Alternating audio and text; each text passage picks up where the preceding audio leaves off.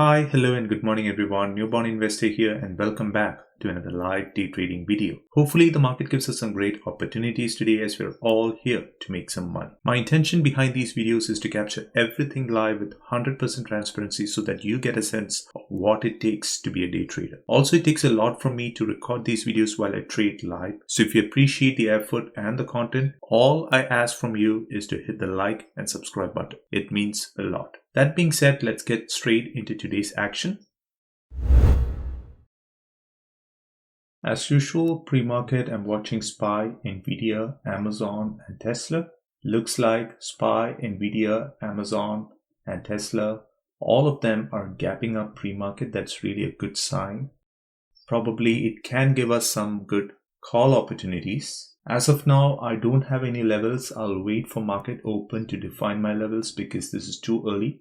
I would wait for the first 5 minutes to see how the market responds today, and then based on that, I'll define my trade ideas. We do have around 8 minutes to market open, so I'll go ahead and pause for now and I'll talk to you guys at market open. Market is open. SPY is dropping. I want Tesla to break 1084 and continue higher. Only then I'm interested on the call side. Fail again. Nvidia looks good too. Yep, now I like Tesla. Yep, perfect. So now it looks really good. Just waiting. Jumping in. 1587. My next ad would be around this area, 1078. For 10 contracts. 1380. Getting ready with the order. Placing. And then my next ad would be around 1073. Watching carefully. 1225 I'm adding. And my final ad would be around 1070. Waiting. Taking some off at 1375.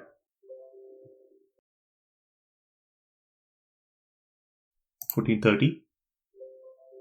Now holding just 5 contracts. Get another 3 at 1450. Now just 2. Out. Perfect trade. Played it well. Didn't panic. Added at the right levels. And that's how you make money. 7 minutes into market open on the trade, making $3,500. I have no reasons to complain. Tesla making another move, but now it's not a pullback. It's a sell-off. I got the first pullback and I exited in the first opportunity. Now for me to get interested in Tesla has to break the current high of 1088. Only then I'll be interested on the call side. Else I'll stay away.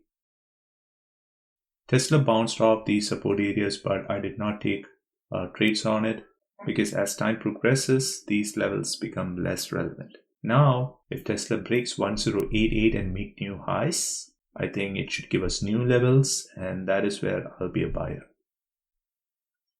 I think this is the time it's going to fly. Very choppy here.